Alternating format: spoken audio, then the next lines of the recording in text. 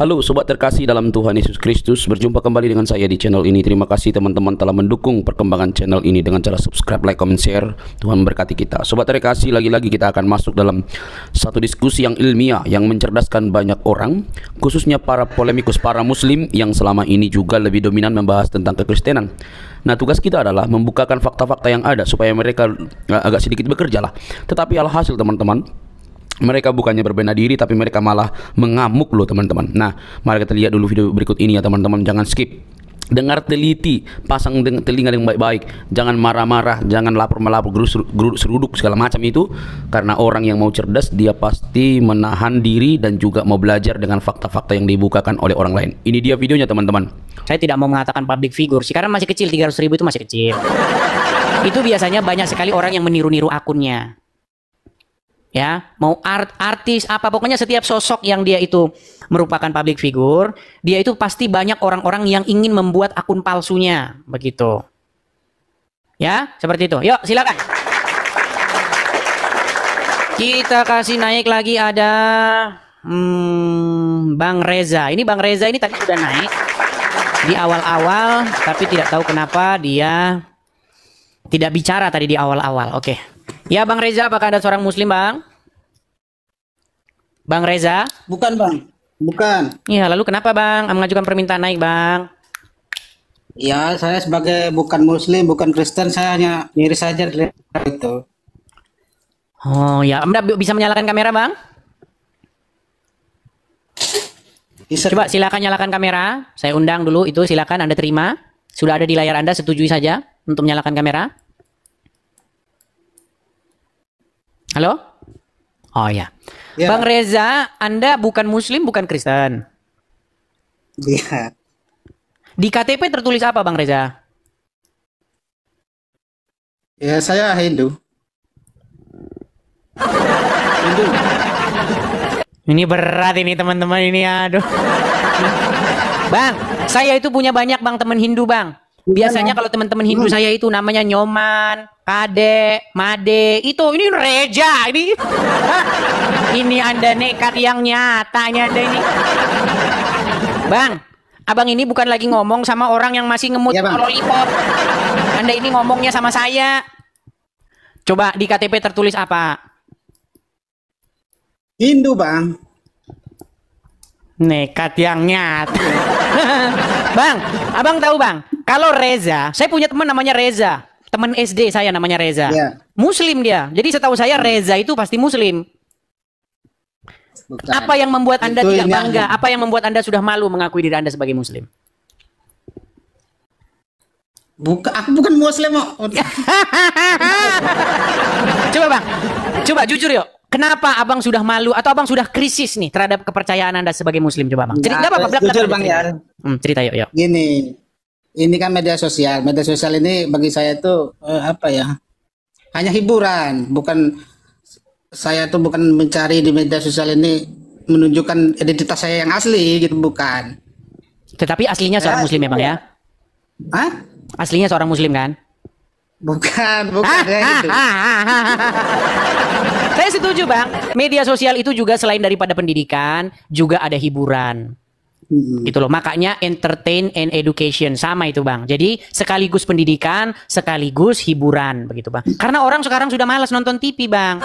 Karena nonton TV yang ditonton hanyalah siksa kubur. Apalagi Indosiar. Malam jualan bakso, kubur sempit. Siang. Loh, TV sekarang udah habis Bang, mau nyariin apa? Bahkan zaman-zaman dulu, zaman-zaman masih saya nonton TV. Saya itu terakhir nonton TV Bang, kira-kira 10 tahun yang lalu. Udah 10 tahun saya nggak pernah nonton TV. Karena apa? Yang saya tonton dulu, zaman dulu, 10 tahun yang silam. Pagi Madun. Siang Madun. Sore Madun lagi semua. Tendangan si Madun. Aduh, ini siapa? Ini TV Madun semua. Nah, makanya Bang sekarang orang nontonnya sudah bukan TV lagi Bang. Orang tuh sekarang nontonnya YouTube, TikTok, Instagram, Facebook, itu sekarang yang ditonton orang. Jadi bagi teman-teman yang mau berbisnis dan berusaha, misalnya Anda ingin mempromosikan dagangan Anda, ingin mempromosikan jualan Anda, gunakanlah media sosial Anda. Jangan Anda berpikir masih seperti 20 tahun yang lalu. masih mode konvensional. Jualan sekarang tuh pakai media sosial. Nah, ini juga edukasi nih. Kita nggak ngomongin agama ini. Edukasi bagi teman-teman ya yang punya barang-barang dagangan. Ya silakan Anda gunakan media sosial Anda untuk mempromosikan, menjajakan dagangan-dagangan Anda begitu. Ini tahun 2025. Masih aja Anda jualan ngandelin. Gitu kira-kira Bang. Ya, coba Bang, apa sih yang membuat Anda itu tidak mengakui bahwa Anda itu seorang muslim? Coba jujur dulu Bang. Saya sebenarnya sudah jujur, cuma gini loh Bang, nama itu sebenarnya bukan namanya palsu itu, nama saya itu Reja ini palsu. Anda Cuma tidak boleh saya ini- begitu.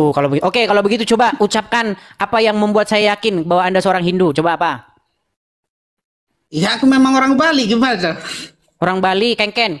Kengken itu apa arti kengken? Ya nggak apa-apa. Kengken kok nggak apa-apa? Kan itu kan Hah? nggak apa-apa. Kalau kengken kabare?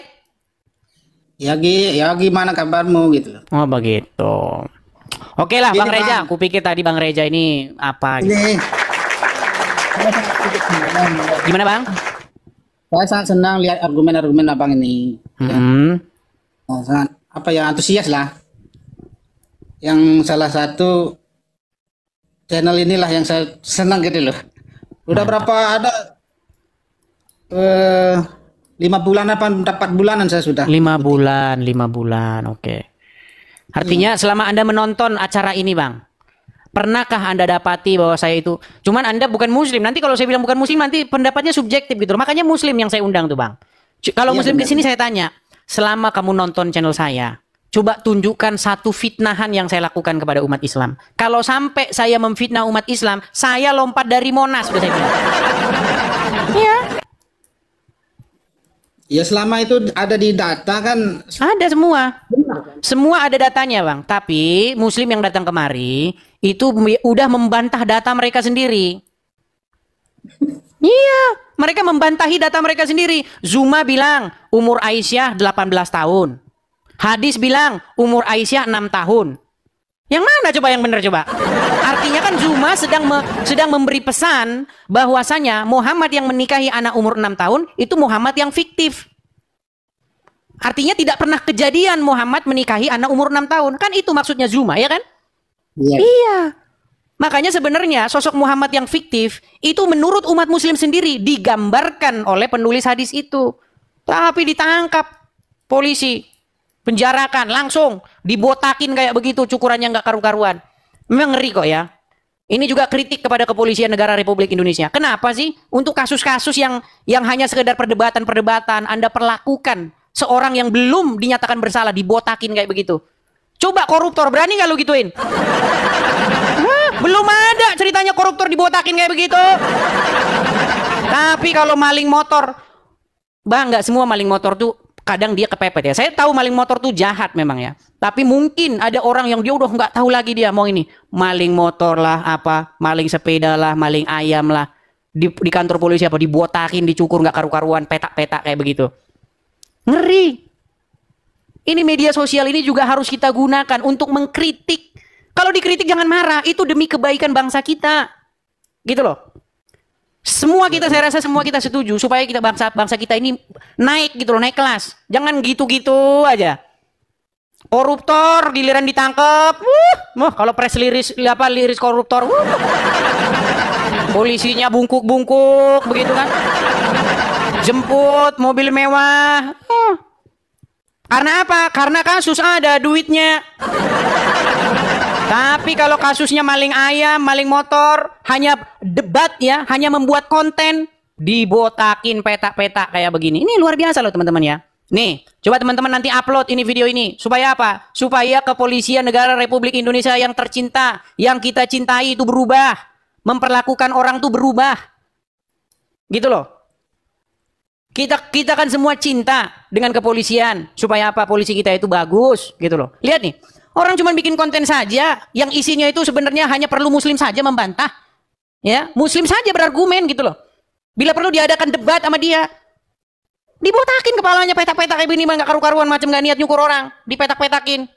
Maling ayam dipetakin, maling motor dipetakin. Tapi kalau koruptor teman-teman, waduh, utuh teman-teman, bersih, bedakan. Malah pakai jilbab, malahan pakai jilbab. Itu loh, kepada kepolisian negara Indonesia yang sangat kami cintai, supaya apa, berubahlah institusi ini. Giliran ada Muslim yang bahas agama Kristen, dikawal, Pak. Nama kepolisian daerah Jawa Barat yang mengawal itu. Kepolisian Negara Republik Indonesia daerah Jawa Barat mengawal seorang penceramah asal India namanya Zakir Naik, dikasih fasilitas foto bareng. Yang dibahas apa? Yang dibahas agama orang, bahas Bible, dikawal. Tapi kalau orang Kristen bahas agama Islam, awas. Tuh. Itulah teman-teman ya. Jadi teman-teman, saya ini teman-teman, pengennya apa sih? Intinya apa sih pengennya? Coba yang muslim-muslim berhenti bahas-bahas kekristenan. Jangan kalian itu menompang-nompang di kekristenan. Gitu loh. Agama Anda berdiri saja dengan agama Anda. Kenapa Anda tidak bisa berdiri di dalam agama Anda sendiri? Kenapa Anda harus numpang di agama orang lain? Gitu loh. Iya kan, Bang? Iya, benar. Iya. Oke, begitu Bang ya. Kita undang muslim yang lain dulu ya. Oke, Bang. Terima kasih, Bang ya. Sama-sama Bang Reja. Selamat malam Bang Reja ya. Oke. Ya, teman-teman, itu ya, teman-teman ya. Keinginan saya apa sih? Coba ketika ada orang Islam yang membahas, jadi itu bahkan udah diterjemahin itu, sudah diterjemahin. Ya. Salah satu judul bukunya yang diterjemahkan di dalam bahasa Indonesia itu yang dibawa-bawa oleh Nandar dan Yusuf PI. Sayangnya saya nggak punya capture-nya. Bagaimana Yusuf PI dengan Nandar itu mereka berdua ketawa-tawa bahas buku yang mengatakan Yesus menikah. Ya. Atau cerita juga masalah Yesus fiktif. Ya. Yang masalah makam itu, makam yang ditemukan ini di Talpiot. Yang di situ di makam itu tertulis Yesus begitu. Karena orang Kristen nggak kelagapan kayak orang Islam, enggak. Orang Kristen itu biasa yang kayak begitu itu, biasa. Kita jawab. Hebatnya Kristen itu memang jitu banget ke Kristen ini. Kenapa? Ketika orang membuat argumen-argumen Yesus fiktif, kemudian makam Yesus ditemukan di Talpiot, itu diterjemahin itu sekarang buku-buku itu ke dalam bahasa Indonesia. Adakah orang Islam, adakah orang Kristen kayak begini? Main-main lapor polisi? Mencari botak-botakin kepala orang? Nggak ada. Karena orang Kristen tahu namanya kebenaran itu nggak akan terguncangkan oleh apapun, teman-teman. Nggak akan. Jawab aja, orang ngarang bebas. Udah ada jawab-jawabannya semua. Tinggal dijawab. Argumen dibantah dengan argumen. Tapi sebaliknya teman-teman, aduh, kalau ada orang yang mengatakan Muhammad sosok fiktif, apalagi bukan dia loh, dia nggak bilang Muhammad itu sosok fiktif, dia mengutip ada seseorang yang mengatakan Muhammad sosok fiktif, hanya mengutip saja dia, langsung dipenjara, dibotakin, diikat tangannya, waduh. Kalau koruptor aja, semisalnya dia koruptor, nggak akan dia dibotakin begitu. Nggak akan. Iya, karena polisi cuma berani botakin maling ayam, maling motor. Polisi nggak berani botakin kepala koruptor. Mana berani? Nah. Tapi kalau saya ngomong gitu, nanti dikira polisi-polisi semua. Nggak semua polisi seperti itu. Artinya apa? Saya ngomong ini kepada pimpinan-pimpinan. Ya, berubahlah kalian itu, pimpinan-pimpinan. Ya. Yuk, silakan, yuk. Silakan yang muslim, ayo naik kemari. Haikal Arfian, silakan. Silakan Haikal. Haikal. Dibilang katanya mengolok-ngolok katanya. Daripada kamu curhat di kolom komentar, bilang saya mengolok-ngolok, naik kemari. Kamu bilang mengolok-ngolok, jangan curhat di bawah. Buktikan bahwa yang saya katakan itu tidak benar. Apa kamu mau dengar bagaimana umat muslim kalau mereka buka komal? Nih, Nih, saya tunjukin kalau umat muslim buka komal. Ya, kalau umat muslim buka channel. Nih, saya tunjukin sama kalian. Nih, ketika umat muslim bikin siaran. Kayak apa mereka bikin siarannya? Saya kasih tunjuk. Saya kasih tunjuk. Nih ya. Biar kalian dengar. Nanti kalian bilang saya ini fitnah yang nyata. Padahal kalian yang nggak tahu. Lihat ya. Perhatikan ya. Perhatikan. Perhatikan ya. Perhatikan ya. Nanti kalau laki-laki datang lah bapakku. Kalian melacur terus saya ngapain? Pak, boleh bapak kau ini pelacur. Jadi begini, Kristen ini yang perempuan pelacur, ya kan? Yang laki-lakinya suka melacur. Kan betul. Betul itu kan? Betul. Makanya si Lina Wijaya itu adalah pelacur. Tuh orang Islam. Kalau orang Islam begitu bebas. Lanjut. Kalau ada yang Kristen ngelaporin, itu kan yang kemarin dilaporin tuh sama siapa? Sama Dosma si jabat. Jongkar balik gue mau ya.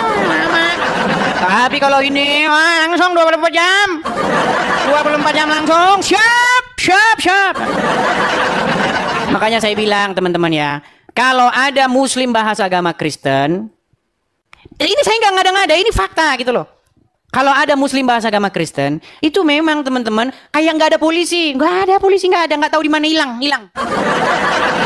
Tapi kalau agama Kristen agama Islam yang dibahas oleh orang Kristen, Kenapa saya bilang ini terus-menerus teman-teman, terus-menerus supaya apa? Supaya pihak-pihak terkait ya itu mengambil tindakan. Ya, kepada bapak-bapak petinggi-petinggi ya di kepolisian, bapak-bapak petinggi-petinggi di DPR. Supaya apa? Supaya kalian itu mengambil tindakan. Jangan kejadian-kejadian yang terus-menerus seperti ini terjadi terus. Nih, saya kasih contoh nih. Nih orang Islam nih bisa dia bikin banner begini. Ini banner dipasang di jalan. Apa kajiannya? Kajian orang Islam nih. Temanya, benarkah Bible dipalsukan? Nih, kajian orang Islam. Ada gitu Satpol PP nurunin. Ada gitu yang mengatakan ini, Bang, temanya kok Bang, seperti menyinggung agama lain. Nggak ada. Ada gitu polisi hadir. Nggak ada, hilang di telan bumi. Nggak ada. Tapi teman-teman, kalau tulisan ini Anda ganti saja, Bible-nya ini Anda ganti saja dengan Quran. Nih. Tulisannya jadi, benarkah Quran dipalsukan? Saya jamin nggak sampai 1 jam. Pajang di jalan tulisannya, benarkah Quran dipalsukan? Saya lompat dari Monas kalau tulisan itu. Iya. Ketika Anda membuat tulisan benarkah Quran dipalsukan sebagai tema kajian di dalam kekristenan, di gereja misalnya. Cuman kan gereja nggak minat ngomongin Quran. Nggak laku. Karena memang nggak minat gitu loh. Apa sih Quran itu? Nggak minat. Orang Kristen tuh nggak minat dengan Islam tuh nggak minat. Kalau nggak percaya pergi ke gereja, sebut nama Allah di gereja. Bubar itu gereja itu kalau nggak percaya. Bubar. Iya. Makanya, begini saya bilang. Ketika ada orang Kristen membuat hal yang sama seperti yang dilakukan oleh umat muslim. Dibuat, benarkah Quran dipalsukan? Langsung teman-teman. Datang Satpol PP, datang Bupati, datang semua. Mengatakan, Anda memasang banner yang isinya mengundang konflik. Menyinggung agama lain. Anda tidak menjaga persatuan. Anda tidak menjaga kerukunan umat beragama. Heran saya teman-teman. Saya menyuarakan keadilan teman-teman. Supaya apa? Supaya kalian yang muslim-muslim berhentilah kau bahas-bahas Bible kami. Nanti ku bahas Quranmu, kau sakit hati. Nanti ku bahas Quranmu, kau kejang, kau kesurupan. Coba.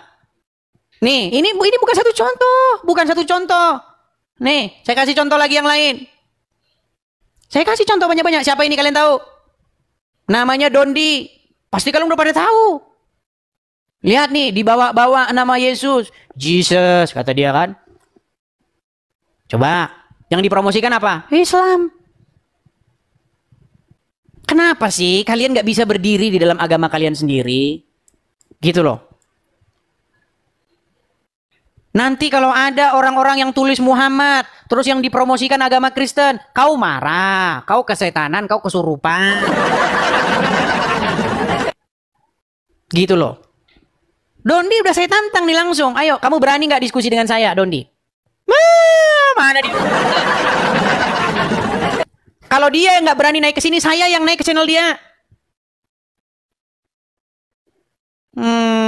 Ayo, sampaikan sama Dondi. Berani nggak dia diskusi dengan saya? Kalau dia nggak berani datang ke sini, saya yang akan datang ke channelnya dia. Buka channelnya, saya datang ke tempat dia. Nggak berani dia, teman-teman. Tuh. Itu sudah terjadi terus-menerus, teman-teman. Nah, jadi teman-teman yang nonton ini, yang punya pikiran, kenapa sih kamu bahas-bahas agama Islam begitu? Lihat dulu bro latar belakangnya. Karena udah kayak begitu, ya dibilang oknum juga gimana? Masa oknum kok banyak? Abdul Somad juga gitu. Bahas-bahas Bible. Iya, bahas-bahas Bible. Abdul Somad, lihat ya. Nih, apa yang dikatakan Abdul Somad nih? Biar orang-orang baru, karena selalu banyak orang-orang baru ya teman-teman ya. Nih ya. Nih, ini perkataan Abdul Somad nih. Ketika Abdul Somad di masjidnya, ketika Abdul Somad mengisi kajian ceramah di dalam agamanya, apa yang dikatakan oleh Abdul Somad, teman-teman? Perhatikan, pasang telinga ya, nih. Ulangan 18 ayat 18. Pasal 18 ayat 18. Apa kata Musa? Apa kata Tuhan kepada Musa? Seorang nabi akan kubangkitkan bagi mereka dari antara saudara mereka. Ustadz, gelarnya Ustadz, agamanya Islam, tetapi yang dibahas adalah Bible. Ulangan 18 ayat 18. Giliran mau ditanggapin ngamuk. Jangan begitu. Kalau Anda bahas-bahas agama Kristen, siap juga agama Anda dibahas. Dan kalau dibahas Anda jangan ngamuk, jangan marah. Kecuali yang saya katakan fitnah. Kalau yang saya katakan fitnah, barulah boleh Anda bilang, oh nggak adil. Kami bahas agama Anda, kami nggak fitnah. Anda bahas agama saya, Anda fitnah. Nah, sekarang saya tantang. Tunjukkan seluruh umat muslim. Kalau ada yang mampu menunjukkan satu kali saja saya memfitnah agama Islam, saya lompat dari Monas. Tunjukin satu saja argumen saya yang merupakan fitnah terhadap agama Islam. Ayo silakan. Tunjukin. Kalau saya pernah melakukan fitnah. Yuk. Kita kasih naik, ada Cynthia. Ayo, Cynthia. Tunjukkan fitnah saya ya terhadap agama Islam. Selamat malam, Cynthia. Halo? Jangan ngambek, Cynthia. Bicara, jangan ngambek. Bicaralah, Cynthia. Jangan membisu. Twet-twet. Walau sepatah kata, tentu ku dengar. Twet-twet. Kalau hanya diam, Halo? aku tak tahu. Batu juga diam. Kamu kan bukan batu. Silakan, nyalakan kamera, yuk. Bentar saya ambil kerudung. Ya, silakan. Silakan, yuk.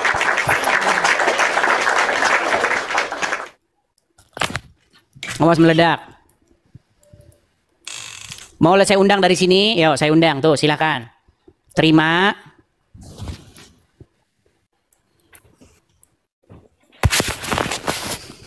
Yuk, silakan. Silakan. Nah, kan kabur kan? Gak ada, teman-teman, gak ada. Kalau ada orang Islam yang bisa bantah atau bisa membuktikan bahwa apa yang saya ujarkan di dalam channel saya ini merupakan fitnah terhadap agama Islam, saya terjun dari Monas. Bilang, gak ada yang bisa bantah. Yuk, silakan. Siapa lagi? Kita kasih naik, ada siapa lagi nih ya? Siapa lagi nih sebentar? Ahmad Lisan. Waduh, Ahmad Lisan tapi yang kepencet malah ini. Sang Kristen yang benar. Sebentar, saya kasih naik Ahmad Lisan ya. Ahmad Lisan. Mana tadi Ahmad Lisan? Nah, ini. Ahmad Lisan. Oke, Ahmad Lisan. Ya, selamat malam Ahmad Lisan. Saudara Ahmad Lisan. Halo. Macet. Oh ya, silakan Ahmad Lisan, nyalakan kamera. Coba diundang lagi, Bang. Saya kirimkan permintaan dari sini, ya. Sudah? Oke, Bang. Oke, silakan. Nah, gitu kan keren. Ya, Bang Ahmad Lisan, sekali lagi nih saya konfirmasi dulu, Bang. Apakah Anda ini seorang Muslim, Bang? Muslim lah, Bang. 100% masihan, Bang. Muslim. Kira-kira, Bang, Iya. apa yang membuat kami yakin bahwa Anda seorang Muslim? Nanti dibilang Anda nyamar. Oh iya, Bang. Silakan. Saya ngucap lagi ya, Bang ya. Silakan. Asyhadu an la ilaha illallah wa asyhadu anna Muhammadar Rasulullah.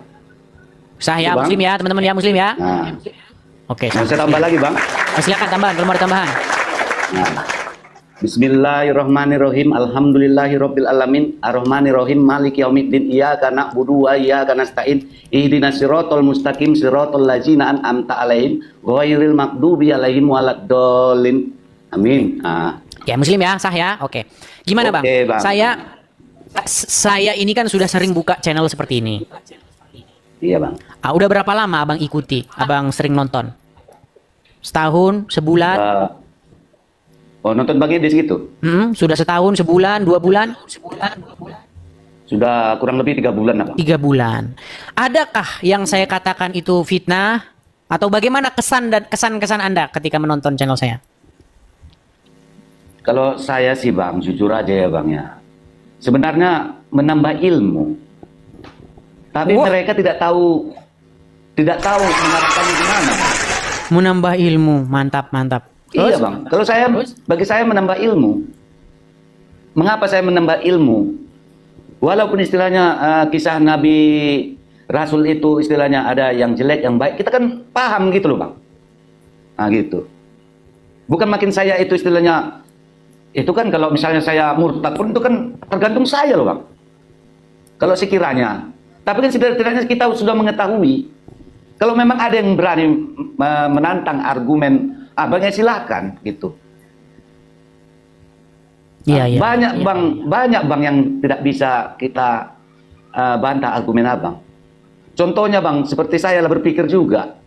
Ini kan jenggot saya potong ini, Bang. Saya potong jenggot saya. Gara-gara? Katanya bergelantungan katanya di sini bidadari, Bang. Umur saya udah 50 tahun. 50 tahun umur saya, Bang. Belum ada di sini satu bidadari bergelantungan, Bang. Itulah, Bang. Saya nggak. Ya, tapi banyak Muslim yang tidak tahu, Bang, bahwa di janggutnya Muslim itu banyak bidadari bergelantungan. Nah, ketika Abang tahu itu, Abang shock, ya kan? Shock lah, Bang. Sangat shock sekali, Bang. Nah, itu. Kalau bergantungan pun di sini bidadari, siapa yang tahu, Bang? Buktinya bagi saya itu tidak ada gitu loh. Tidak ada. Oke. Jadi artinya, tapi kan Anda ini masih Muslim ya? Muslim, Bang. Iya. Artinya itu kan ada riwayat yang mengatakan bahwa Muhammad berkata bahwa di janggut seorang Muslim itu ada bidadari bergelantungan. Nah, dan Anda tidak percaya itu. Artinya maksud Anda kan begini. Maksud Anda, Muhammad itu nggak pernah ngomong begitu. Muhammad itu nggak mungkin ngomong yang bohong begitu. Menurut Anda begitu kan? Iya. Iya. Artinya hadis-hadis telah menggambarkan sosok Muhammad yang fiktif. Betul nggak, Bang? Iya, ya, betul kali lah, Bang. Padahal kan Muhammad berkata dalam sebuah hadis itu, barang siapa yang mengatakan sesuatu lalu menisbatkannya kepadaku, maka siap-siaplah dia menempatkan tempat duduknya di neraka. Kan gitu, Bang? Ada kan? Iya. Iya. Artinya Abang percaya bahwa ada orang yang membawa-bawa Muhammad untuk supaya Muhammad berkata bahwa di janggut seseorang ada bidadari. Padahal menurut Anda sendiri, menurut pribadi Anda, nggak mungkin Muhammad seperti itu. Kan Anda bilang begitu. Karena nggak ada buktinya, Bang. Sedikit pun, secuil pun nggak ada, setengu pun nggak ada, Bang. Buktinya bergelantungan di jenggot saya ini. apa? Bidadari. Bidadari. Nah, Iya. nggak ada. Nah, Tapi makanya itu Bang, sekarang itu banyak umat muslim yang sudah sekarang itu bersuara gitu loh. Selama ini kan mereka takut Bang. Takut mereka bersuara. Untuk menyuarakan apa yang mereka temui, kejanggalan-kejanggalan, keanehan-keanehan yang mereka temui ketika mereka membaca hadis. Sosok Muhammad, figur Muhammad yang digambarkan di dalam hadis itu. Katanya Muhammad bilang, di hidung orang ada setan tidur di situ. Betul nggak? Itu gimana Bang, percaya juga Ya. itu? kalau saya sih nggak percaya lah Bang itu. Gimana itu cara apanya itu gitu? Nggak paham lah saya itu. Nggak paham saya kalau yang ada ya kalau kita bernapas itu kan napas yang keluar kemungkinan karena bau mulut kita ya adalah di hadas di hidung kita itu sepatutnya yang dibersihkan Iya. bukan setan. Tapi Gitu. menurut hadis, setan Bang yang tidur di situ. Nah itulah banyak yang ngarang-ngarang itu Bang. Itu yang ngarang-ngarang banyak.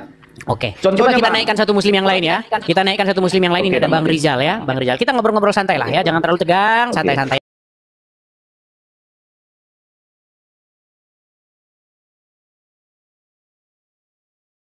Kabar. Selamat malam Bang Rizal. Selamat malam Bang Rizal. Dides, manusia Tuh paling disapa sulit selamat itu- malam, nggak menyapa. Inilah Bang gambaran seorang muslim. Dia tidak mau Bang membalas. Pendendam dia Bang, pendendam. Pendendam dia Bang. Rizal, sebelum mulai, Rizal, sebelum mulailah dulu dengan sapaan. Orang-orang yang Coba nggak punya akal macam kalian buat apa disalami? Ya? Akalnya itu udah Tuh Bang. ya. Jadi begini Des ya, Tuhan yang begitu agungnya, Tuhan penguasa bumi dan langit, Tuhan yang mencipta alam semesta, Tuhan yang mengatur perputaran bintang, bulan dan matahari, Tuhan pemilik surga dan neraka, nggak mungkin Kenapa lahir hanya menurutin dari hawa hewan, nafsunya Muhammad ya? gitu? Nggak mungkin lahir dari kandang hewan, ya. Akalmu dipakai, ya. Tuhan yang begitu mulianya, Ya, nggak mungkin lebih lahir dari tidak kandang mungkin hewan. lagi. Sudah selesai bicaranya? Sudah selesai Ya, bicaranya? ya. Baik. Ya.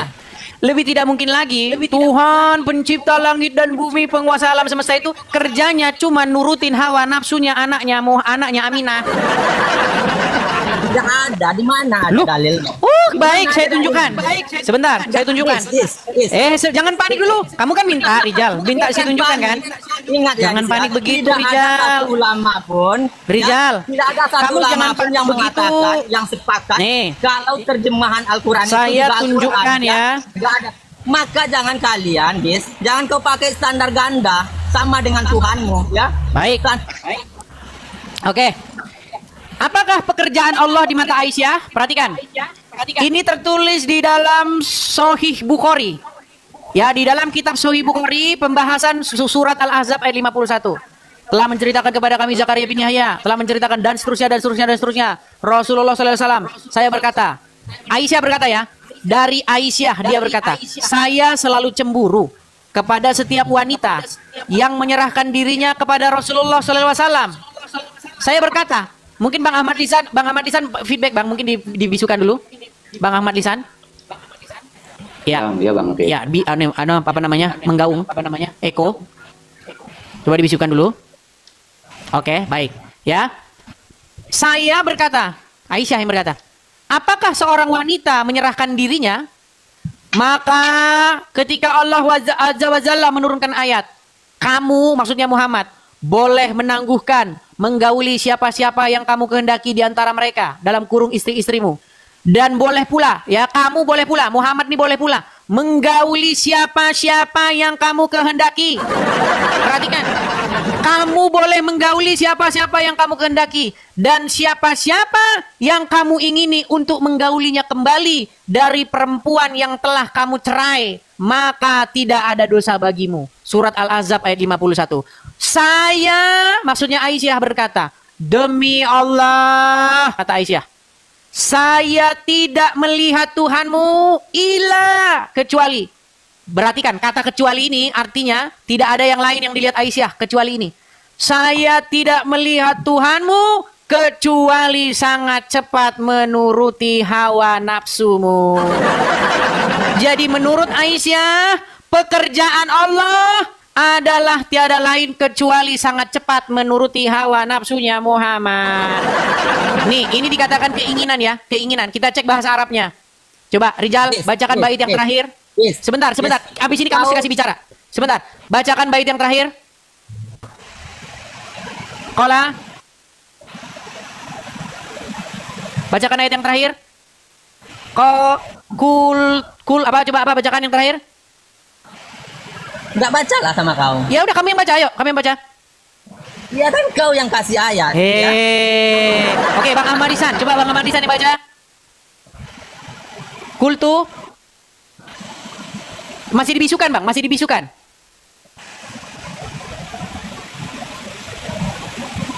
Masih dibisukan, Bang, belum dibuka. Buka dulu. Silakan. Kul apa itu? Kul tu ma'a ro apa itu? Rob. Nampak saya bang.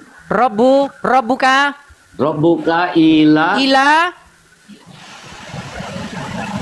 yusa ri apa itu bang? Fi hawaika. Jadi saya tidak melihat Robmu kecuali memenuhi hawamu, hawa nafsumu.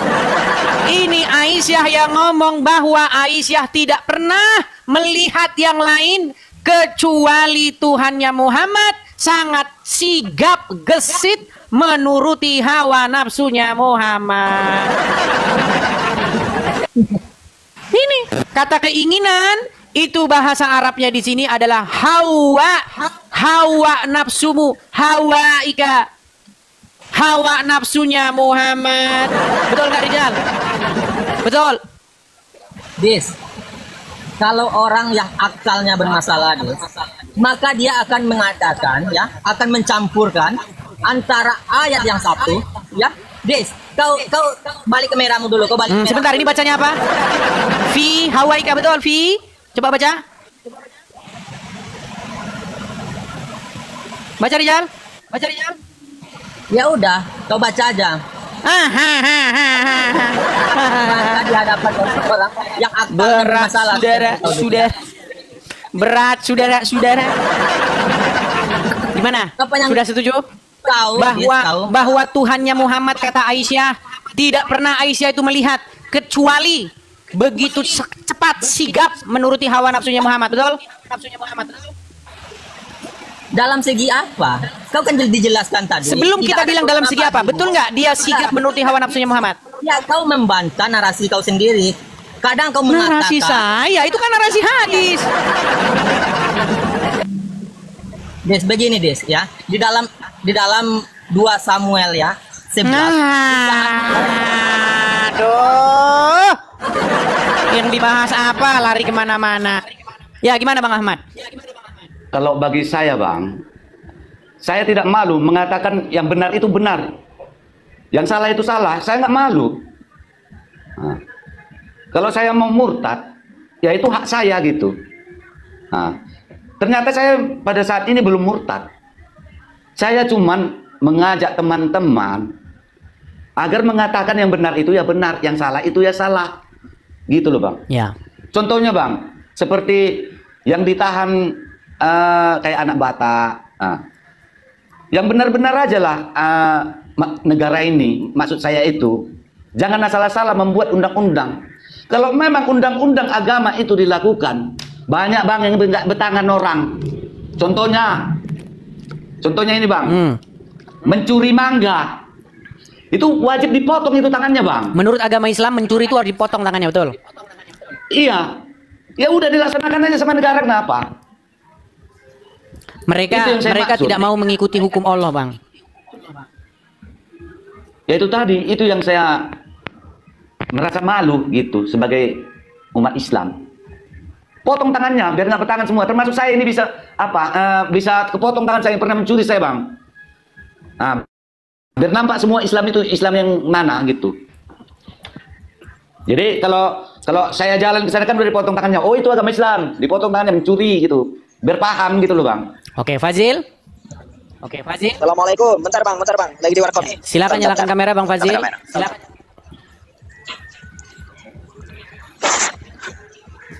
Fazil Maulana.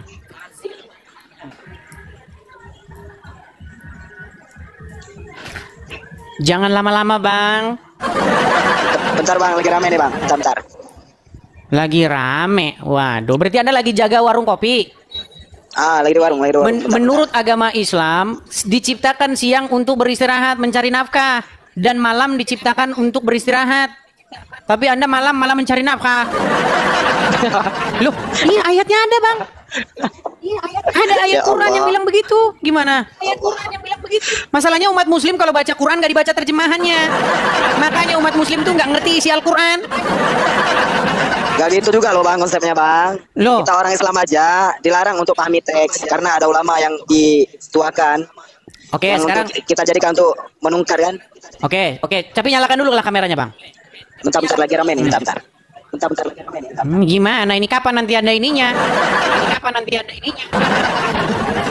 Nih ya, sambil menunggu dia menyalakan kamera, saya akan balikan kamera saya supaya umat Muslim nih sadar, nggak boleh kerja malam.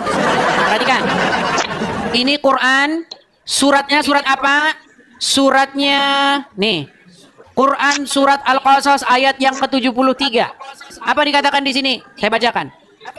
Berkat rahmatnya Dia jadikan untukmu malam dan siang agar kamu beristirahat pada malam hari. Agar apa pada malam hari? Bobo. Untuk beristirahat pada malam hari. Agar kamu mencari nafkah sebagian karunia-Nya pada siang hari. Ini. Oh. Tapi selama ini umat Muslim baca Al-Quran, baca Arabnya doang. Wa mir rahmatahi dan seterusnya. Amin. Dapat amal, dapat pahala. Karena apa? Karena tujuan baca Quran mencari amalan, mencari pahala. Masalah artinya, gimana bang? Artinya ini yang ngomong itu Ustadz kalian sendiri. Namanya siapa? Ustadz Munzir Situmorang. Apa kata Ustadz Munzir Situmorang? Nih, biar teman-teman dengar. Teman-teman ya, apa kata Ustadz Munzir Situmorang? Situmorang. Nah, perhatikan. Apa kata Ustadz Munzir Situmorang? Perhatikan ya, perhatikan. Kita bangga. Perhatikan. Kita bangga menghafal Al-Quran tapi tidak memahami Al-Quran. Senang mengulang berbahasa Arab tapi tidak mengerti bahasa Arab. Suka membaca Al-Quran tapi tidak memahami maknanya. Akhirnya apa? Menjadi keledai di Indonesia. Jadi keledai. Ya silakan Faiz, nyalakan kamera. Susah nih bang. Nah, baiklah, si Faiz ini taruh di bawah saja si Faiz ini. Ya, bagaimana Bang Ahmad Lisan? Apa mungkin pesan Anda ini kepada saudara-saudara Anda sebagai Muslim, saudara-saudara Muslim Anda? Silakan. Itulah saya bilang tadi bang. Katakanlah yang benar itu benar, yang salah itu salah. Jangan sembarangan memonis orang, memenjarakan. Apa sih artinya? Manusia juga itu yang diciptakan Allah juga itu, bukan sembarangan orang. Kan ciptaan Allah kalau memang dia beragama. Tapi kata Al-Quran mereka seburuk-buruknya makhluk loh. Itulah bang, makanya saya pun gimana? Bingung saya. Kalau kata Buya Sakur, jangan takut murtad dong. Saya udah bilang duluan bang, jangan takut murtad. Cuman begini bang. Bagi saya ini, saya sudah seperti memegang agama Islam ini sudah seperti memegang duri. Saya tahankan saya sakit, saya lepas saya sakit juga gitu. Udah paham lah bang itu. Iya. Jadi gini teman-teman ya, di dalam ada ayat Al-Quran dikatakan bahwa seburuk-buruknya makhluk ya. Nih, perhatikan ya. Saya akan tampilkan di dalam surat Al-Anfal. Surat Al-Anfal ayat yang kelima. Apa kata Allah kepada orang-orang kafir? Perhatikan. Nih ya. Surat Al-Anfal ayat 55. Sesungguhnya binatang, bayangkan bang, binatang loh bang. Sesungguhnya binatang yang paling buruk di sisi Allah adalah orang-orang tapir. Ini disamakan dengan binatang bang. Nah, tapi bang, saya kasih tunjuk bang, saya kasih tunjuk. Nih, saya kasih tunjuk ya. Nih, perhatikan bang ya. Yang seburuk-buruknya itu bang ya. Nih, saya tunjuk. Ini siapa bang? Ini kaum muslimin bang. Kaum muslimin naik haji. Ya, ketika mereka naik haji, mereka tidak naik unta bang. Nih, ini kaum muslim jamaah haji. Mereka naik haji. Mereka naik haji pakai apa? Pakai pesawat terbang. Pesawat terbang buatan siapa? Buatan tapir. Yang katanya seburuk-buruknya makhluk. Bayangkan bang, orang Islam yang bilang, yang percaya bahwa seburuk-buruknya binatang itu adalah orang tapir, tetapi di detik yang sama orang Islam yang bilang begitu naik pesawat bikinan orang tapir. Ini yang saya katakan bang, sungguh kalian berada dalam kenekatan yang sangat nyata. Ini bang, kita tahu bang, pesawat ini buatan non muslim. Nggak ada bang muslim yang nemuin teknologi begini. Ini buatan tapir-tapir semua yang nggak percaya sama Allah. Buatan Wahyudi, Kristen, ya Jepang. Ini buatan orang Kristen, Yahudi semua ini. Barang-barang ini, pesawat terbang. Tapi bang, mereka yang dikatakan seburuk-buruknya makhluk itu malah dipakai alat penemuannya. Coba bang. Untuk cium-cium batu itu bang ya? Iya, untuk nyiumin batu ke Arab. Untuk ini. Mereka datang ke Arab, apa yang dilakukan umat muslim nih? Umat muslim main lempar-lemparan. Nih. Lihat ya. Apa yang dilakukan umat muslim ke Arab? Mereka main lempar-lemparan, bang. Nih. Ini menara ini bang, pilar-pilar ini ada 3 nih bang. Dulunya cuma 1 nih bang. Makin dilempar makin gede. Nah. Nih, ini mereka main lempar-lemparan batu. Mereka naik haji ke Arab pakai pesawat. Umat muslim menemukan batu, rumah setan, lempar-lempar pakai batu. Makin dilempar makin gede. Ini bang, Buya Sakur pernah bilang bang, naik haji itu bang seperti mainan anak-anak. Lempar-lemparan, camping-campingan. Ini bang, terus nih apa yang umat muslim lakukan nih? Nih perhatikan ya bang ya. Sebentar. Perhatikan bang, apa yang umat muslim lakukan di negeri Mekah? Nih bang. Nih ada batu nih, nyium-nyiumin batu kayak begini nih. Nih bang. Cium-cium batu. Nah nih. Bahkan kalau ada nonton-nonton bang, ada seorang wanita bang, desak-desakan bang. Mohon maaf bang, dilecehkan. Padahal di dalam Al-Quran dikatakan apa? Rumah Allah ini sebagai tempat yang aman. Menurut Al-Quran tempat yang aman, faktanya. Mau saya lihat pengakuan seorang muslimah yang mohon maaf ya. Itu kemaluannya katanya dipegang di situ. Nih, kita lihat videonya ya. Bagaimana ada seorang muslimah yang naik haji, ya cium batu, dia malah ini nih.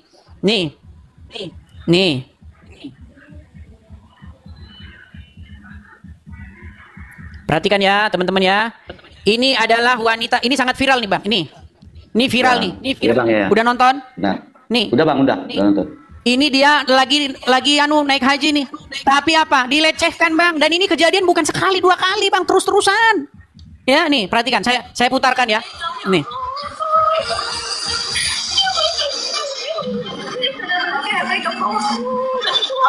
Nih lah nih. Ya Allah, sumpah ini pengalaman atau kayak gimana ya, ini aku harus banyak-banyak istighfar sih, astagfirullah.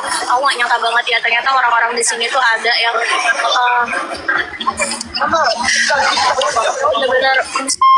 benar-benar ya Allah, aku dari tadi ya diikutin sama orang itu ternyata. Jadi awalnya tuh aku merasa dia nempel-nempel gitu, tapi aku mikir kayak ya udahlah, dia kan mungkin kedua orang gitu kan aku gak nyaman dia nempel-nempel itu. Aku langsung pergi guys waktu di Hajar Aswad itu, dan akhirnya aku geser sampai arah aku bisa nyium Hajar Aswad, alhamdulillahnya. Tapi setelah itu kepotong sama azan subuh dan aku ngambil barisan buat sholat. Nah ketika aku udah sholat nih, ya Allah, aku tuh azam mau berdoa di situ, dan aku tuh pengen megang, aku bisa dan aku tuh bisa masuk ke barisan yang gak multazam tuh di depan persis dia megang. Maksudnya megang itunya. Nah, makanya saya bilang apa yang dikatakan dalam Al-Quran nih. Di dalam Quran surat Al-Baqarah, nih saya bukakan ayatnya ya. Surat Al-Baqarah nih, sebentar ya. Al-Baqarah, sebentar nih. Al-Baqarah Masjidil Haram, bentar. Tempat yang aman. Itu ada di dalam surat Al-Baqarah ayat yang ke-125. Nih, saya putarkan. Ini menjadi ayat ini nggak bisa dipercaya. Nih, saya balikin. Perhatikan, apa kata surat Al-Baqarah ayat 125? Perhatikan. Dan ingatlah ketika kami menjadikan rumah itu, Baitullah, tempat berkumpul bagi manusia dan tempat yang aman. Tempat yang apa, Bang? Tempat yang apa? Aman. Apakah aman? Apakah aman? Ya gitulah tadi, Bang. Nah, kata Allah itu tempat yang aman. Faktanya, wanita ada yang dilecehkan. Ngeri nggak, Bang?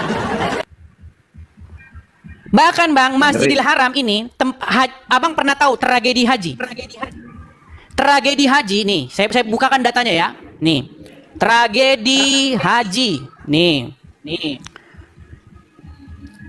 Tragedi haji sepanjang sejarah ya, nih. Biar Abang saya kasih tunjuk datanya. Tragedi haji, nih ya, ini sumbernya nih, Kompas. Ini sumber ini valid kalau katanya si Ahmad Kainama. Valid. Nah, perhatikan. Perhatikan berapa kalikah terjadi musibah atau bencana. Perhatikan. Ini tragedi-tragedi yang terjadi selama haji ya. Bentar, mana nih? Kita baca ini saja ya, sebentar. Kita baca saja tragedi-tragedi haji. Nih, saya tutup ya. Nih, perhatikan. Ya nih.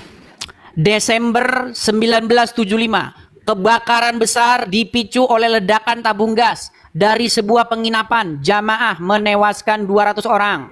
1979, kelompok militan yang terdiri dari ratusan pria bersenjata menyandera ribuan jamaah haji di dalam Masjidil Haram.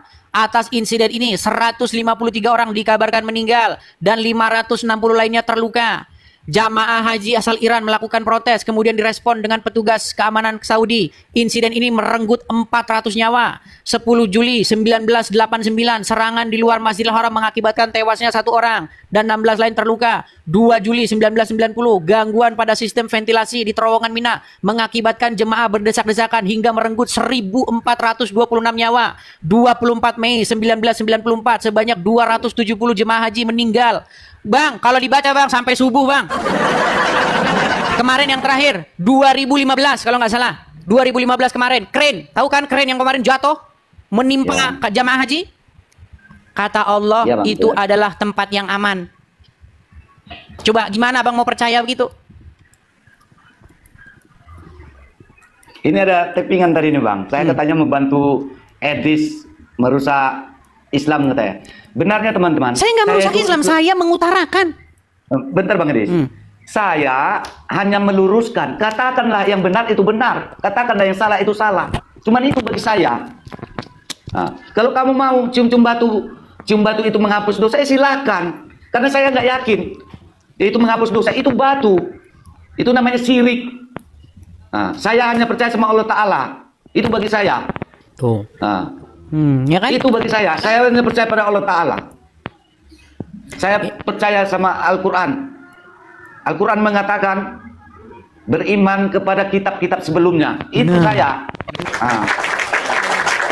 Iya Pak.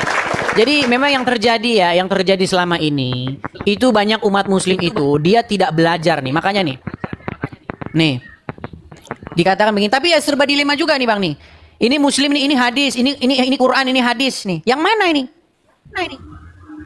Nah, Pak Cakra itu mengatakan buku-buku hadis ini ya, yang isinya, Bang, hadis itu sebagian besar diriwayatkan Abu Hurairah.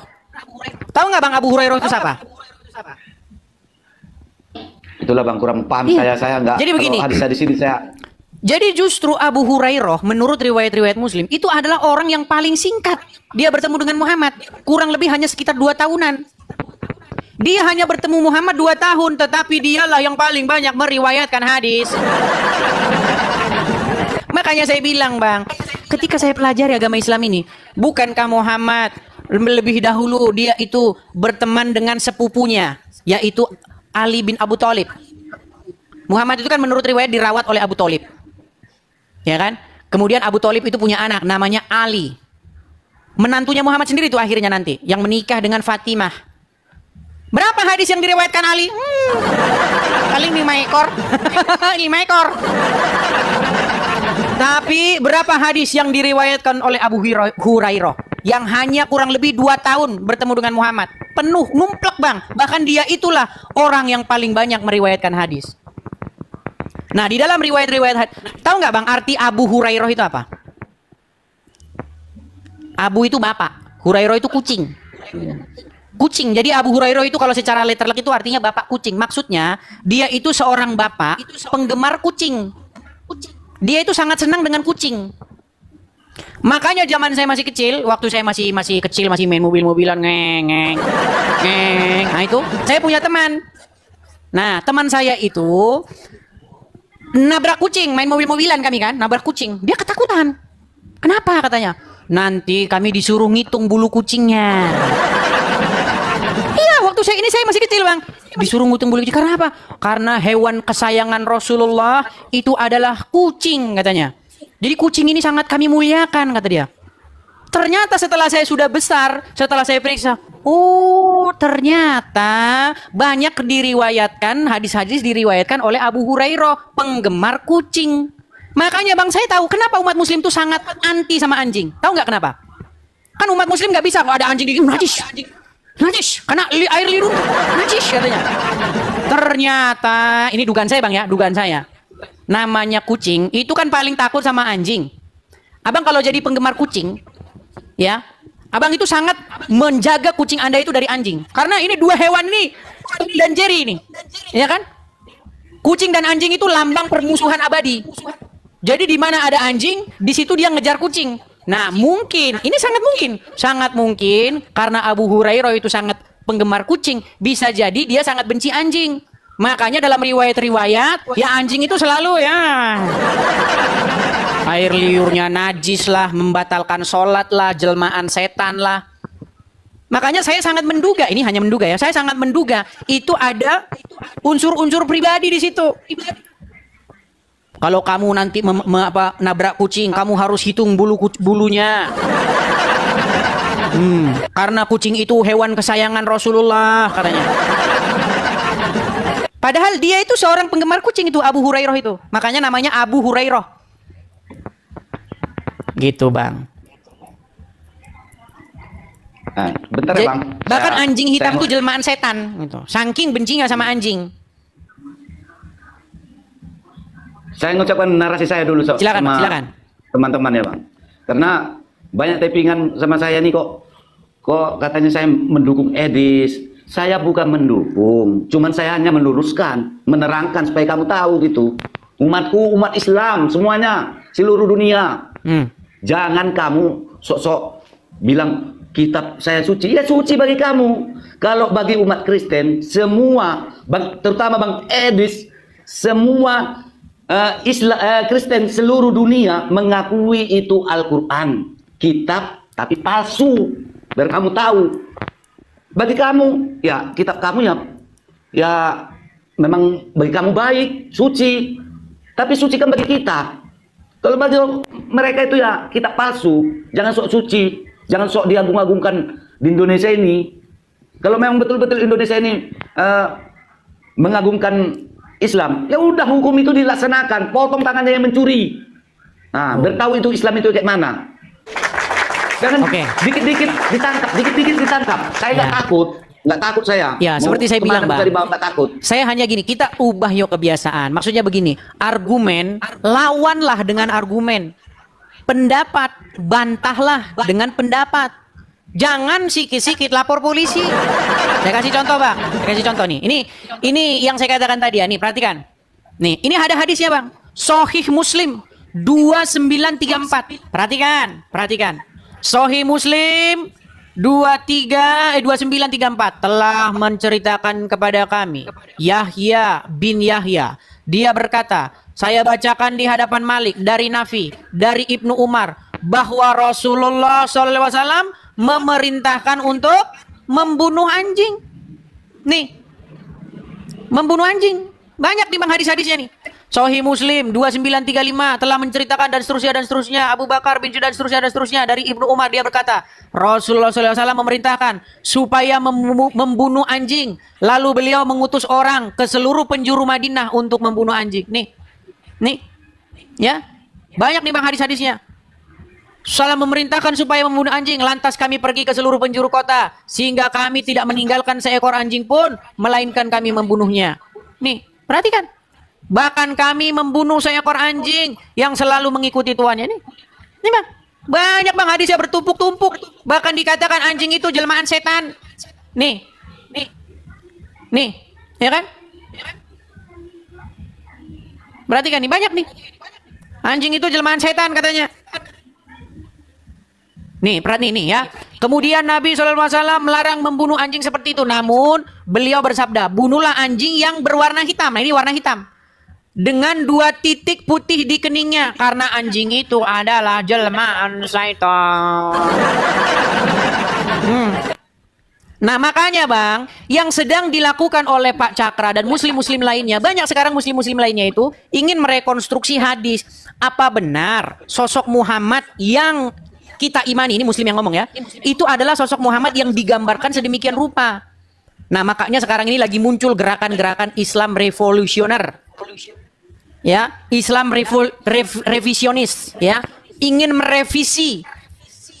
Itu sebenarnya bibit-bibit itu sudah ada di tengah-tengah kaum muslimin sendiri. Bagaimana Wahabi bilang Bapak Muhammad di neraka, bagaimana ini bilang oh Bapak Muhammad nggak di neraka. Jadi sekarang ini bang, sedang ada satu upaya untuk mereka ulang sosok Muhammad yang sesungguhnya. Makanya belajar, jangan lapor-lapor polisi, belajar. Apa sih cuman argumen-argumen kok dibantah dengan argumen, begitu loh. Ya begitu Bang Ahmad. Oke Bang, bentar Bang. Oh, silakan, saya ya. ngomong dulu sama pemerintah. Kalau pemerintah ini mendengar saya, ataupun kalau bisa ada yang viralkan nggak apa-apa bagi saya. Kalau untuk agama itu para pejabat pemerintah minta tolong yang adil, diadili yang sebenar-benarnya. Jangan yang hukum yang bersalah besar itu hukumnya enak-enak gitu. Cuman dikit aja di media ini udah di penjara. Nah itu minta tolong kepada pemerintah. Itu dari saya. Oke, terima kasih Bang. Hanya itu Bang Ahmad. Oke Bang, oke. Oke, terima kasih Bang Ahmad. Saya turunkan ya Bang Ahmad ya. Oke, sehat selalu Bang. Amin, amin. Selamat malam Bang Ahmad, saya turunkan. Ya teman-teman, karena memang kadang-kadang banyak faktor teman-teman. Karena sebenarnya kalau menurut pengamatan saya ya, menurut hasil penelitian saya, sebenarnya teman-teman, hukum penistaan agama itu tidak ada kalau masyarakat Indonesia itu tidak barbar. Ya, sebenarnya kita juga tidak bisa menyalahkan ya.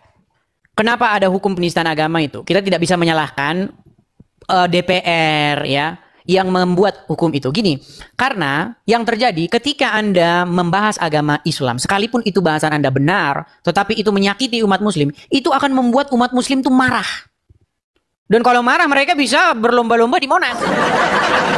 Nah, demi supaya tidak terjadi kegaduhan, supaya tidak terjadi kerusuhan, ya orangnya itu ya dimasukin saja ke penjara. Karena mental masyarakat kita yang masih seperti itu.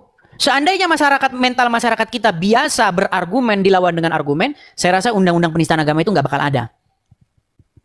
Saya kasih contoh yang paling nyata ya. Pada tahun ya kurang lebih, ya saya juga belum lahir ya, mungkin sekitar tahun 60-an begitu. Ada seseorang yang bernama Arswendo. Tahu kasusnya Arswendo? Nih ya. Nih. Arswendo, biar saya tampilkan di layar. Perhatikan ya. Arswendo ini adalah seorang tokoh. Beliau ini seorang Katolik, ya. Nih namanya Arswendo, pasti teman-teman sangat familiar terhadap wajahnya.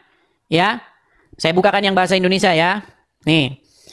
Bagaimana Arswendo itu dia dipenjara. Nih, ya. Saya bukakan yang bahasa Indonesia. Gara-gara dia, nih, saya balikkan lagi kameranya. Nah ini, nah perhatikan. Apa yang terjadi kepada Arswendo? Perhatikan, ya. Perhatikan ya nih. Aduh sebentar nih ya nih.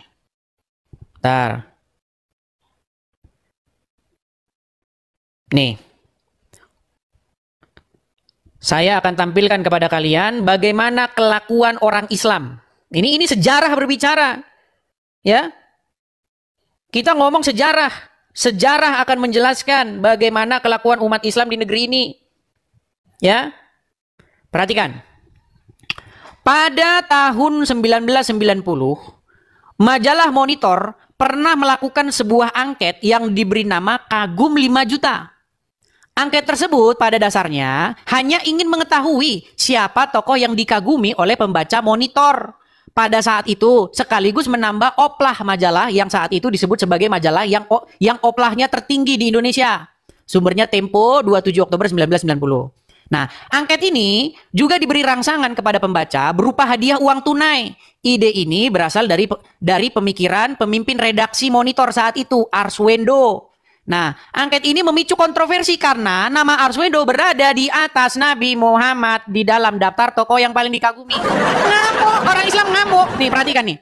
Nih, akibat dari kontroversi yang bersifat nasional ini, Arswendo divonis hukuman penjara 5 tahun dengan tuntutan KUHP pasal 156A dan majalah Monitor dibredel. Nih, dicabut SOP-nya oleh Departemen Penerangan yang saat itu dipimpin oleh Harmoko yang juga memiliki saham di majalah Monitor. Nih, ironisnya Arswendo dihukum karena alasan demi ketertiban umum. Ini loh. Gara-garanya dia bikin polling. Ayo teman-teman, siapa tokoh yang kamu kagumi? Dibikinlah. Siapa? Soeharto. Siapa? Nah, ada nama Arswendo. Nah, di bawahnya Arswendo Muhammad. Umat muslim panas karena nama Muhammad ada di bawah Arswendo. Ngamuk rusak. Biasa. Teman-teman yang muslim, apakah mau kalian punya wajah kayak begini gitu loh? Saya itu bilang seperti ini, bukan saya itu mau cari enggak gitu loh. Kenapa sih kalian itu nggak bisa berkaca memperbaiki diri? Masa cuman orang bikin polling kok? Kan hanya bikin polling. Giliran nama Muhammad ada di bawahnya ngamuk. Ini fakta nih. Perhatikan latar belakang. Nih, saya baca lanjut ya. Nih, awalnya format Monitor berupa majalah yang dikelola oleh Televisi Republik Indonesia. Bla bla bla bla bla bla bla. Terus ya. Nih, kita terusin. Nih, angket ya. Nih. Pada tahun 1990, saya ralat ya, bukan 1960 tadi, 1960. Majalah Monitor, anak perusahaan PT Kompas Gramedia, menerbitkan sebuah angket yang dikritisi pada bulan September 1990 yang diberi nama Kagum 5 Juta. Ide angket tersebut berasal dari Arswendo dengan premis dasar ingin mengetahui siapakah tokoh yang paling dikagumi oleh pembaca Monitor pada waktu itu, 27 Oktober 1990. Pada awalnya, angket tersebut menggantikan rubrik teka-teki televisi yang biasanya hadir dalam majalah tersebut. Angket tersebut dimuat pada edisi 15 Oktober 1990. Kemudian hasil angket tersebut terbit dengan judul Ini Dia 50 Tokoh yang Dikagumi Pembaca Kita. Perhatikan. Hasil angket tersebut diketahui sebagai berikut. Soeharto nomor 1 5.003 kartu pos. B.J. Habibie 2.975. Soekarno, Iwan Fals, Zainuddin, bahkan Zainuddin ini lebih dikagumi. Trisutrisno, Saddam Hussein, Siti Harjati, Harmoko, Arswendo, Muhammad ada di bawah. Perhatikan, ketika Nabi Muhammad dikagumi oleh 616 orang, ngamuklah umat muslim.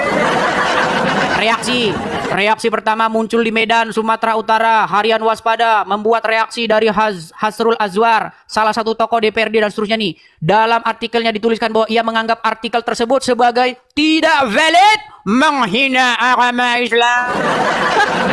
Tidak valid, kata Kainama. Menghinanya di mana, Abdul? Ini tidak valid, ya kan? Selain itu muncul reaksi ini, kontroversi dan seterusnya, penghinaan terhadap agama Islam. Ini bayangkan nih, ya kan? Nurkolis Majid yang saat itu dianggap moderat, suara moderat dan seterusnya. Ini baca sendiri Anda nih.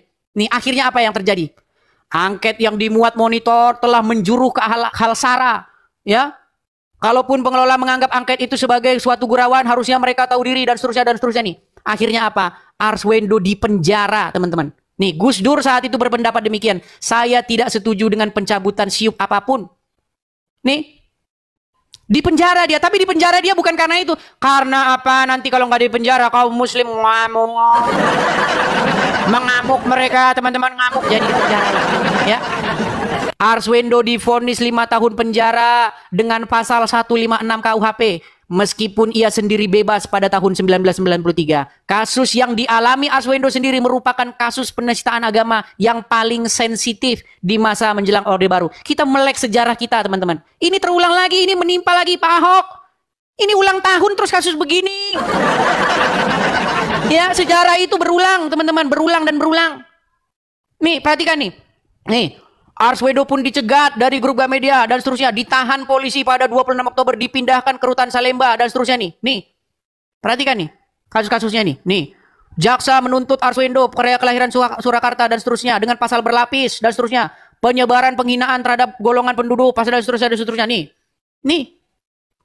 Dalam persidangan, Arswendo membacakan pledoi setebal 16 halaman berjudul sebagai pribadi atau kelompok kita ini lemah dan mudah cemas, sebagai bangsa kita ini kuat, lihat dan selalu mayoritas. Ya, dia tetap minta maaf, menyatakan penyesalan dalam pledoinya dan menjelaskan kronologinya dan seterusnya nih. Nih. Ya, ini yang terjadi, teman-teman. Padahal dia itu hanya polling doang, siapa pembaca yang kau sukai. Masa dipaksa harus yang disukai Muhammad? Itu cuma gara-gara kayak gitu loh. Kemarin yang menimpa Pak Ahok apa? Di tengah-tengah umat muslim dia bilang, jangan mau dibodoh-bodohi ulama kalian yang membawa-bawa Al-Quran untuk membodohi kalian. Seperti biasa muncul gerakan pakai baju daster di Monas. Bahkan sampai atraksi di Monas. Kalau gue katanya jagoan Betawi kata dia. Apa sih? Kayak bangsa kita ini apa punyanya orang-orang kayak begitu? Coba. Pak Ahok hanya dituntut percobaan, tapi divonis 2 tahun. Ngeri, teman-teman, ngeri. Gitu loh, teman-teman. Karena ini berulang terus, ini berulang-ulang terus, ngulang. Gitu loh. Kalau kita tidak bersuara. Kasus Meliana juga begitu. Dia hanya minta supaya suara Toa dikecilin. Dibakar wiharanya. Gis, teman-teman. Gitu loh. Supaya apa? Supaya bangsa kita ini, ayo kita ini ya sama-sama gitu loh. Sama-sama kita ini biar maju. Yang muslim, cobalah kalian itu dewasa. Ketika ustadz-ustadz kalian bahas agama Kristen, Zakir Naik, Dondi, Juma, dan banyak itu lainnya, Adi Hidayat. Kami hanya menjawab saja kok dengan argumen. Jadi ketika ada orang mengkritisi agama kalian, bahkan sebenarnya nggak mengkritisi, kenapa kalian kok sibuk memenjarakan orang? Kenapa kalian tidak menjawab saja? Kenapa kita tidak buka saja dialog? Begitu. Tapi seperti tadi saya bilang, teman-teman, mentalnya bukan mental seperti itu. Bukan mental pendialog, bukan mental pendebat, mental orang keroyokan rame-rame. Gitu loh. Supaya apa? Supaya kita ini ada keadilan. Gitu loh. Ya, begitu teman-teman sekalian ya. Jangan bilang yang muslim-muslim pada nggak setuju dengan saya. Ada sebagian mereka yang setuju. Tapi kan ya mereka nggak punya masa. Oke, TTM Dini. Muslim. Halo? Macet kan?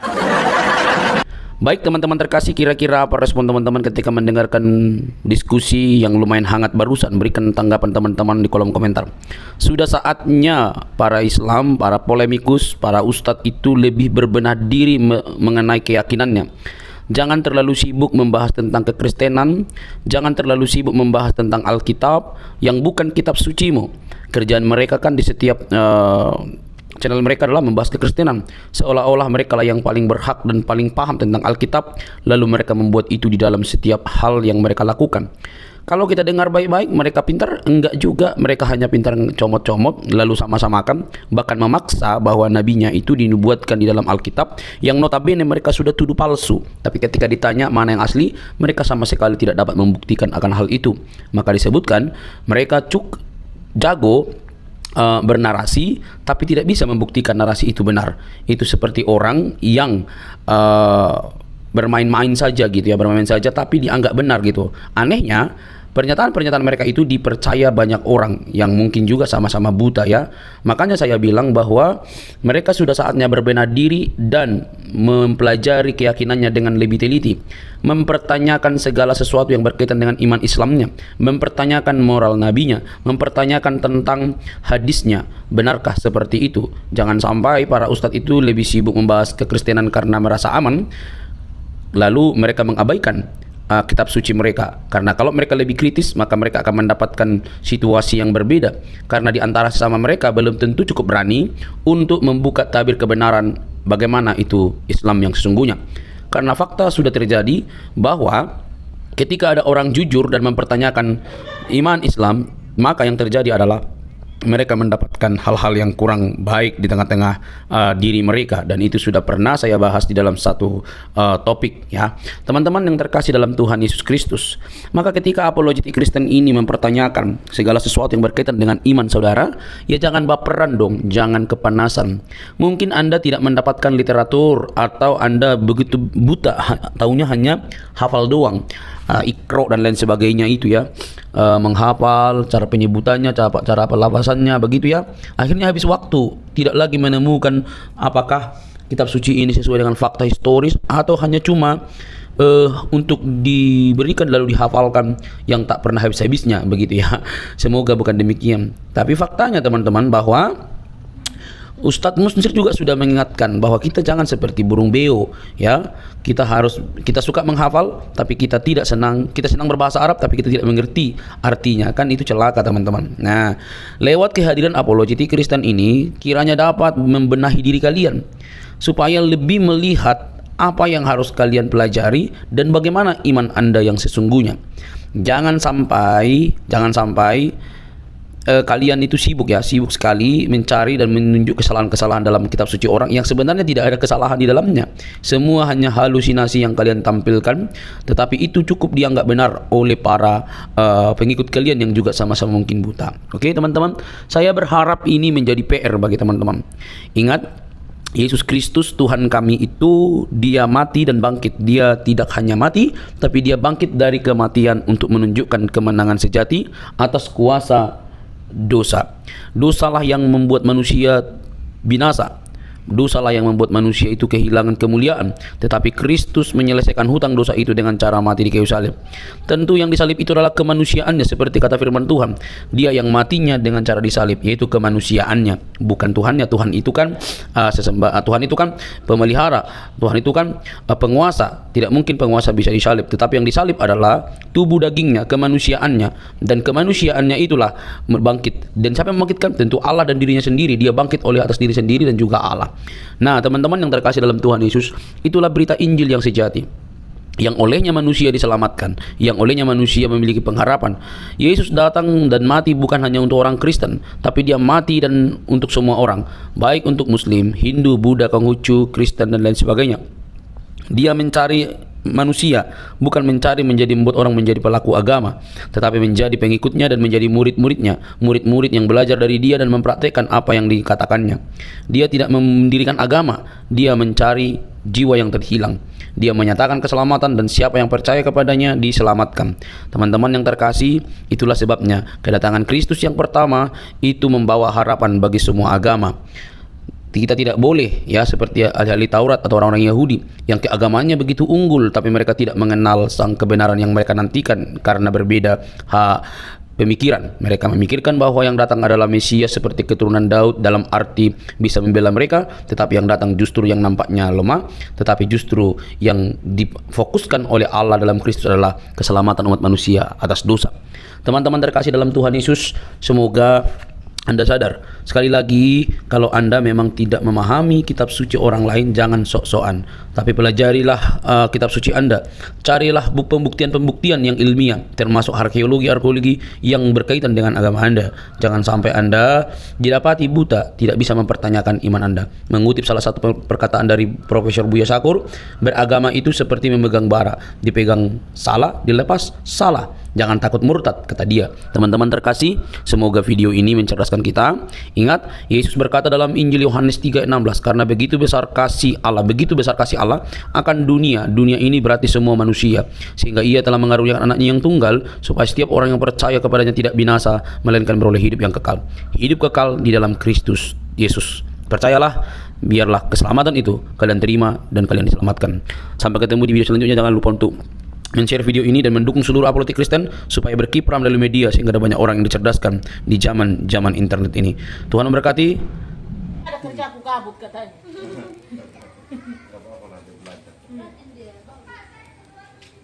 Dia hanya kerja bolak-balik, nggak ada kerjaan. Dia setrika bajunya, baju rumah juga dia setrika. Gabut kalian. Ada kerja aku kabut katanya.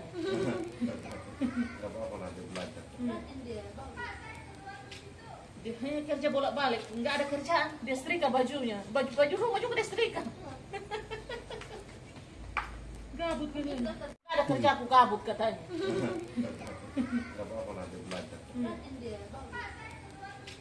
Dia hanya kerja bolak-balik, nggak ada kerjaan. Dia setrika bajunya, baju rumah juga dia setrika. Gabut kalian.